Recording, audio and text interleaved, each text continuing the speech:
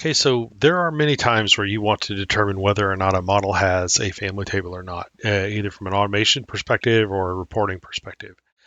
And we actually have a pretty cool function for doing this in writing the data to tables. So let's take a peek at this. So we'll look for family table exists under the table model function.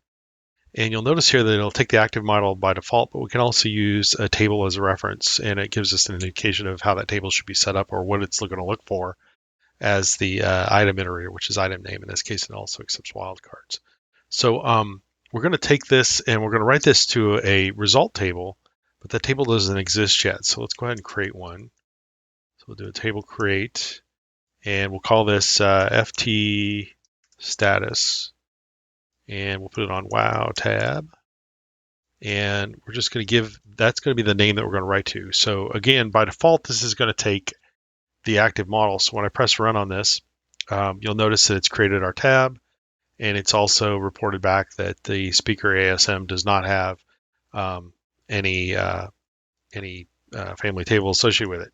So if I go to, let's say, screw, and obviously I know this one does, and we're just going to open up the generic here. And if we run this, again, that table create is purging the table and allowing it to rewrite. And you'll see that the screw does in fact have a family table. So now let's do something a little bit more interesting.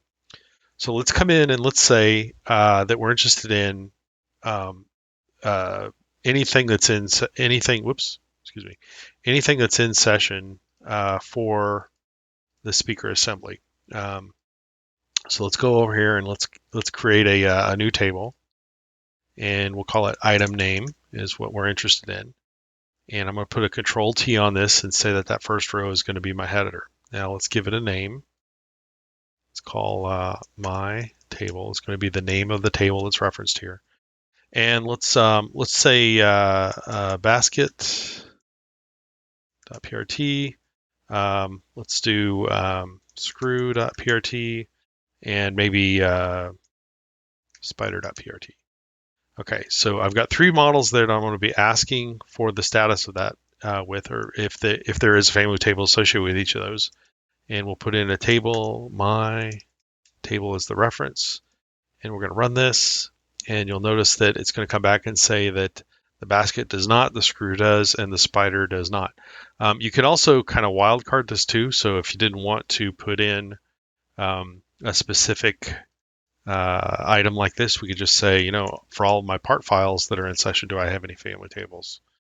And when this pulls this report back, it's going to write back all of the PRT files that are in session and give us a report to say that, well, the only one that has that is actually a screw.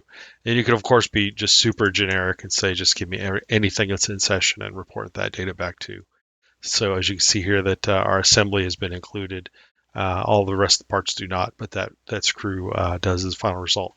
So you probably ask yourself, what would I do with this and why is this important? Well, if you're going to tie this into, let's say, some component automation, or you want to verify models or get lists of instances that are out there, that this would be a great way to at least get a starting point as to what your next steps would be.